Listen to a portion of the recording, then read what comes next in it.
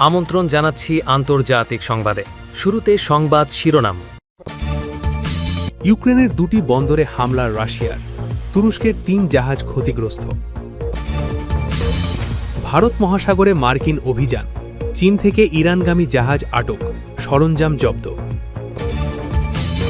Oman উপসাগরে Bangladeshi নাবিকসহ তেলবাহী জাহাজ আটক ইরানের। ট্রাম্পের যুদ্ধবিরতি ঘোষণার পরও সীমান্তে বোমা বর্ষণের অভিযোগ কম্বোডিয়ার। এবং সর্বশেষ থাকবে, ইমরান খানের নির্দেশে রাজনৈতিক কমিটি পুনর্গঠন করল পিটিআই। এতক্ষণ শুনছিলেন সংবাদ শিরোনাম, এবারে বিস্তারিত সংবাদ। তবে তার আগে অনুরোধ থাকবে, ভিডিওটিতে একটি লাইক দিয়ে কমেন্ট করে জানিয়ে দিন কোন জেলা বা দেশ থেকে ভিডিওটি দেখছেন ও শুনছেন। ইউক্রেনের দুটি বন্দরে হামলা রাশিয়ার, তুরস্কের ৩ জাহাজ ক্ষতিগ্রস্ত। রাশিয়া শুক্রবার ইউক্রেনের দুটি বন্দরে হামলা চালিয়েছে বলে দাবি করে ইউক্রেনীয় কর্মকর্তারা এবং একজন জাহাজ মালিক জানিয়েছেন, এতে তুরস্কের মালিকানাধীন ৩টি জাহাজ ক্ষতিগ্রস্ত করেছে, যার মধ্যে একটি খাদ্য সরবরাহকারী জাহাজও রয়েছে। মস্কো ইউক্রেনকে সমুদ্র থেকে বিচ্ছিন্ন করার হুমকি দেওয়ার কয়েকদিন পরেই রাশিয়া এ হামলা চালিয়েছে বলে ইউক্রেনীয় কর্মকর্তারা দাবি করেছেন।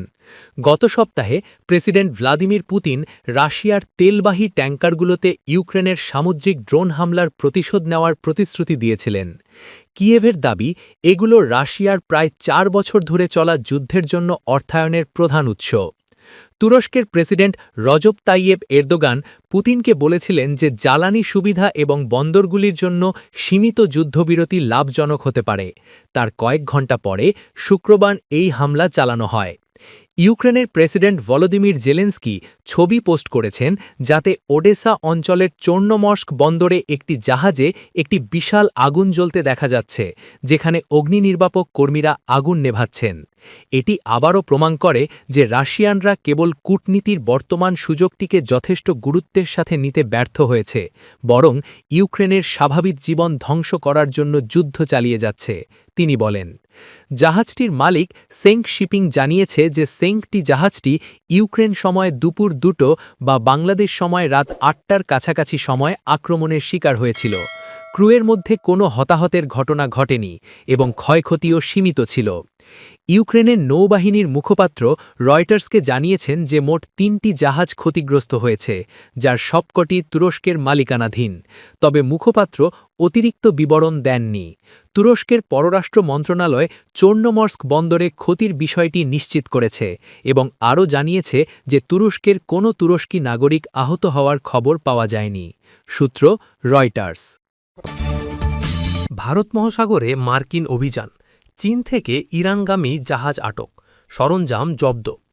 ভারত মহাসাগরে চীন থেকে ইরানের দিকে যাত্রারত একটি জাহাজকে লক্ষ্য করে গোপন বিশেষ অভিযান চালিয়েছে যুক্তরাষ্ট্রের সেনাবাহিনীর স্পেশাল অপারেশন ফোর্স। মার্কিন দৈনিক ওয়াল স্ট্রিট জার্নাল শুক্রবার প্রকাশিত এক প্রতিবেদনে এই অভিযানের বিস্তারিত তথ্য জানিয়েছে।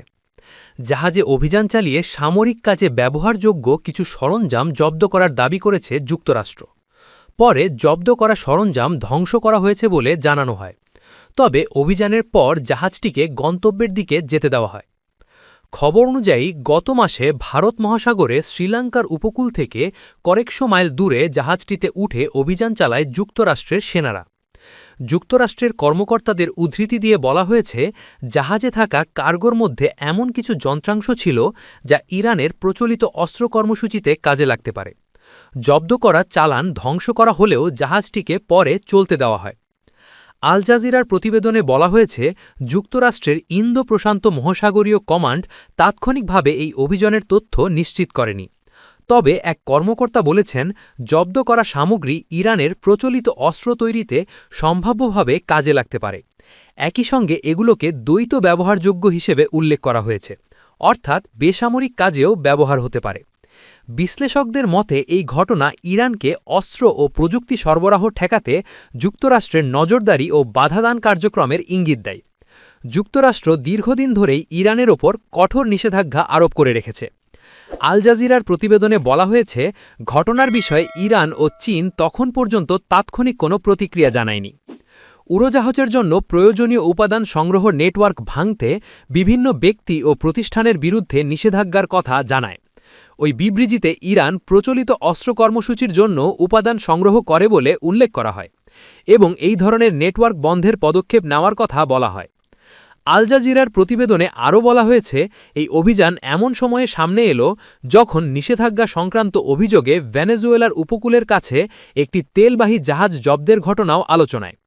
চীনের পররাষ্ট্র মন্ত্রণালয়ের একজন মুখপাত্র ওই তেলবাহী জাহাজ জব্দের ঘটনায় যুক্তরাষ্ট্রের একতরফা নিষেধাজ্ঞার বিরোধিতা করেন বলেও প্রতিবেদনে উল্লেখ আছে।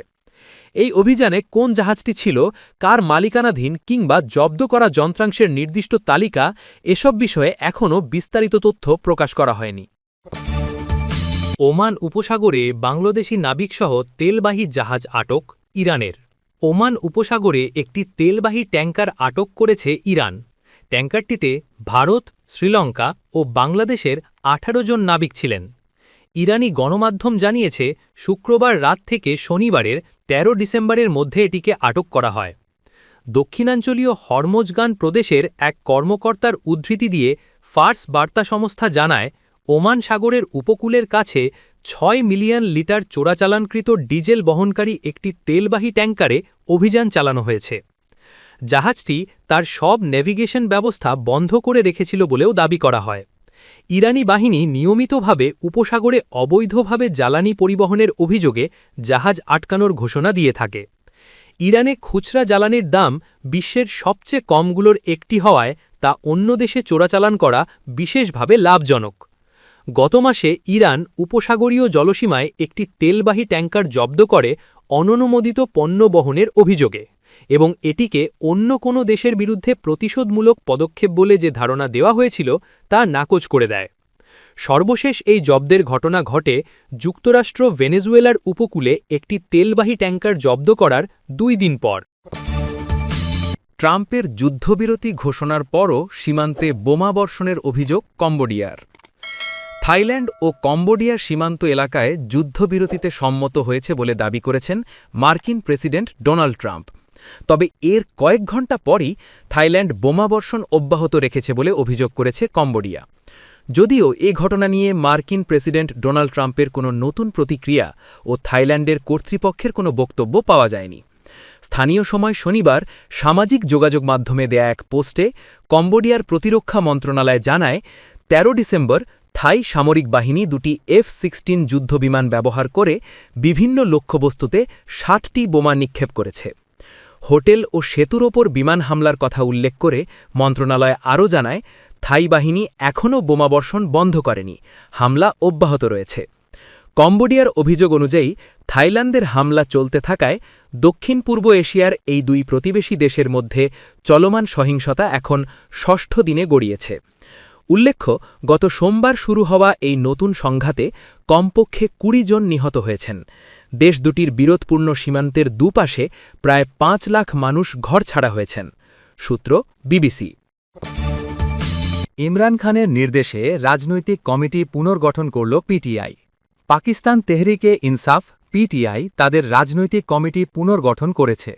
নতুন এই কমিটিতে মোট ২৩ জন সদস্য রয়েছেন, যার মধ্যে তেহরিক তাহফুজ আইনে পাকিস্তান টিটিএপি এর প্রতিনিধিরাও অন্তর্ভুক্ত। পিটিআই মহাসচিব সালমান আকরাম রাজা ও অতিরিক্ত মহাসচিব ফেরদৌস শামীম নাকভির স্বাক্ষরিত এক বিজ্ঞপ্তি অনুযায়ী কমিটিটি তাৎক্ষণিকভাবে কার্যকর হবে বলে শনিবার ১৩ ডিসেম্বর দ্য নিউজ জানিয়েছে। আগের প্রায় ৪০ সদস্যের কমিটির বিপরীতে নতুন এই কমিটি দলটির সর্বোচ্চ সিদ্ধান্ত গ্রহণকারী সংস্থা হিসেবে কাজ করবে এবং দল এর বিভিন্ন শাখা ও অন্যান্য কমিটির সব সিদ্ধান্ত ও কার্যক্রম তদারক করবে। এই রাজনৈতিক কমিটি জাতীয় পরিষদ, সিনেট এবং প্রাদেশিক পরিষদসমূহে গিলগিট বালতিস্তান ও আজাদ জম্মু ও কাশ্মীরের পরিষদসহ দলের সংসদীয় দলগুলোর অনুসরণযোগ্য নীতিমালাও নির্ধারণ করবে। কমিটির সদস্যদের মধ্যে রয়েছেন পিটিআই চেয়ারম্যান গওহার আলী খান, মহাসচিব সালমান আকরাম রাজা, শামীম নাকভি, শেখ ওয়াকাস আকরাম, খাইবার পাখতুনখোয়ার মুখ্যমন্ত্রী সোহেল আফ্রিদি, আল্লামা রাজা নাসির আব্বাস এবং মাহমুদ খান আচাকজাই। অন্য সদস্যরা হলেন ওমর আইয়ুব, শিবলি ফারাজ, মঈন কুরেশি, মালিক আহমেদ খান ভাচার, সাজ্জাদ বুরকি, আলিয়া হামজা, জুনায়েদ আকবর, হালিম আদিল শেখ, দাউদ কাকার, খালিদ খুরশিদ, সরদার কয়ুম নিয়াজি, আসাদ ক্যাসার, আমির দোগার, ফৌজিয়া আরশাদ, কনওয়াল শওজাব এবং লাল চাঁদ মালহি। এদিকে পিটিআইয়ের সাবেক তথ্য সম্পাদক ও প্রতিষ্ঠাতা সদস্য আকবর এস বাবার দাবি করেছেন, নতুন ২৩ সদস্যের রাজনৈতিক কমিটি গঠন অসাংবিধানিক, অবৈধ এবং পাকিস্তানের সুপ্রিম কোর্টের সিদ্ধান্তের সুস্পষ্ট লঙ্ঘন। প্রতিক্রিয়ায় বাবর উল্লেখ করেন, তৎকালীন প্রধান বিচারপতি সাকিব নিসারের নেতৃত্বে সুপ্রিম কোর্টের ৩ সদস্যের বেঞ্চ রায় দিয়েছিল যে কোনো দণ্ডিত ব্যক্তি সরাসরি বা পরোক্ষভাবে রাজনীতিতে অংশ নিতে পারে না এবং এ ধরনের সব কার্যক্রমই সংবিধান লঙ্ঘনের শামিল। তিনি জোর দিয়ে বলেন, পিটিআইয়ের লেটারহেডে জারি করা বিজ্ঞপ্তিতে স্পষ্ট লেখা রয়েছে যে নতুন রাজনৈতিক কমিটি পিটিআইয়ের প্রতিষ্ঠাতা চেয়ারম্যানের নির্দেশে গঠিত, যিনি আদালত কর্তৃক দণ্ডিত। তিনি আরও বলেন, পাকিস্তান নির্বাচন কমিশন ইতোমধ্যে লিখিতভাবে জানিয়েছে যে বর্তমানে পিটিআইয়ের কোনো কর্মকর্তা বা সংগঠনের আইনগত বৈধতা নেই।